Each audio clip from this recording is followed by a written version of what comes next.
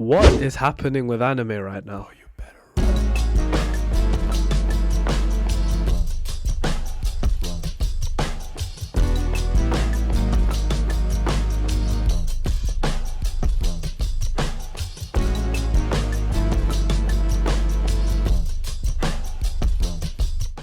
Of course, there are certain shows which miss the mark. Oh, hell no, man. What the But this has definitely been one of the most solid starts to a year I have ever seen for anime. And according to other videos I've watched, it's only gonna get better. Why is anime getting better though? Well, this is because of three main things. Let me run you through it. The pressure of MAPPA, the seinen shift, and the effect of the growing global audience. Hi again, I'm Shahir, and let's get into it. Now, I know what you may be thinking. This is all just recency bias, but I'll let you decide that by quickly naming every show that we are about to get. We got JJK Season 3, Frieren Season 2, Steel Ball Run, Hell's Paradise Season 2, One Piece The Elbaf Arc, Bleach Season 4, Fire Force Final Season, Doctor Stone Final Season, Black Clover Season 5, Oshinoko Season 3, The Apothecary Diary Season 3, Beastars Final Season, ReZero Season 4, Tokyo Revenger Season 4, Elusive Samurai Season 2, and for those who know, Blue Box Season 2. Oh yeah. Now, if that doesn't convince you, I have no clue what can.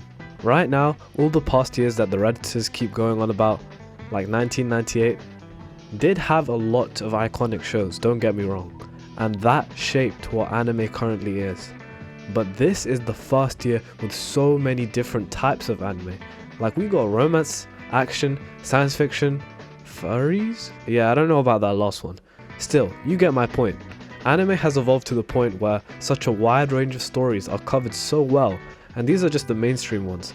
I'm sure there are going to be some mini-series or other shows that pop up throughout the year and change your entire perspective on life itself and the way you live it.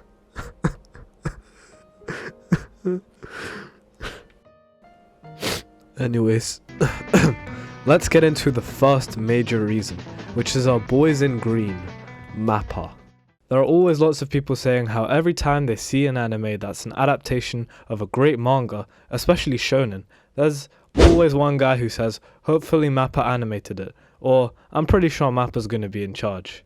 Then whenever I see an anime that has shit animation or quality, most of the time people just say, MAPPA should have animated that one.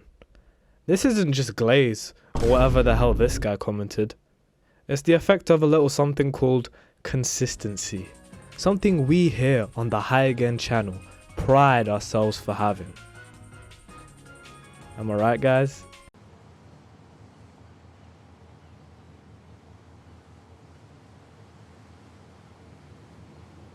Seriously? Yeah. I am in no way saying that any of the other animation studios are trash, because that would just be lies.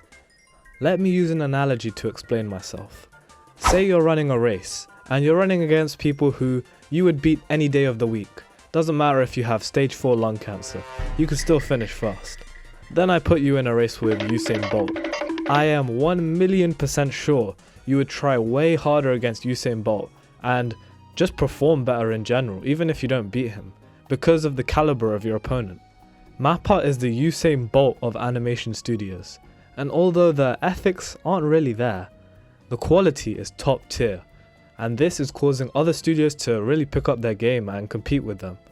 Of course, there'll eventually be a time when MAPPA gets outdone by another studio, or they just get into a lawsuit which they can't find their way out of. Regardless, this constant culture of competition and getting better is only going to benefit everyone in the long run, and you can see the product of it today with the quality of the animation in all shows that have been released.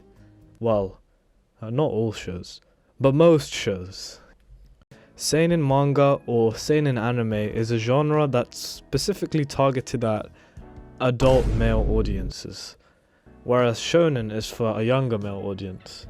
Now you can kind of see this reflected if I were to say that Naruto is a shonen but something like Tokyo Ghoul is a seinen.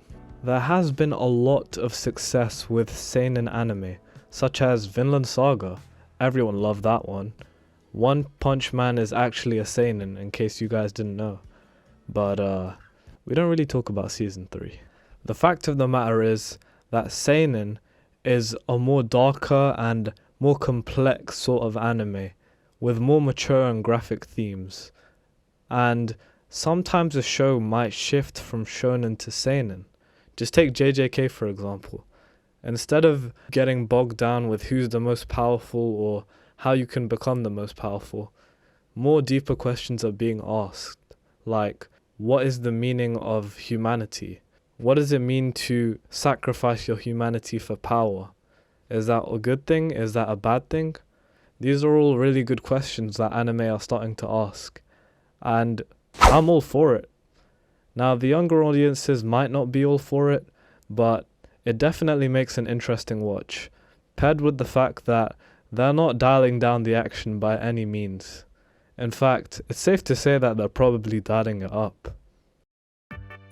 We've seen as time has gone by, especially in the last 5 years, how anime is really starting to hit all areas of the world.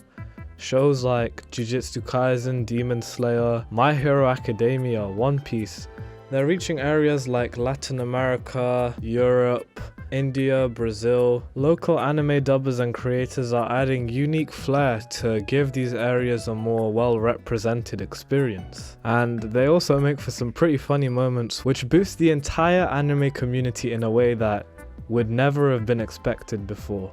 When he died, I was so sad that I would never hear that voice again. His laugh. His funny little requests. Touch me. Additionally, not to glaze Jujutsu Kaisen too much, but the fact that it's able to appeal to fans in both Japan and the West is what makes it one of the most top-selling anime. MAPPA's success shows how Japanese studios who prioritize that global appeal with high-budget productions and high-quality animation attracts both domestic and international audiences, and I think that's the key for anime going forward. And I just want to end with this. As we move into 2026, anime is evolving faster than ever before, driven by that rapidly growing global audience. I think I said that word like 20 times now. With international platforms like Netflix and Crunchyroll pushing anime to new heights, studios are crafting stories that blend diverse cultural influences and cater to fans all around the world. This evolution is all about accessibility, innovation, and cultural exchange, ensuring that anime continues to thrive across borders, creating this vibrant community of fans which I love, and uniting us all in a way that we never could have imagined. So from the bottom of my heart, I want to say thank you anime, and I hope 2026 is the best year you've ever had. If you guys enjoyed this video, make sure you like and subscribe, because yeah, I need motivation to upload more.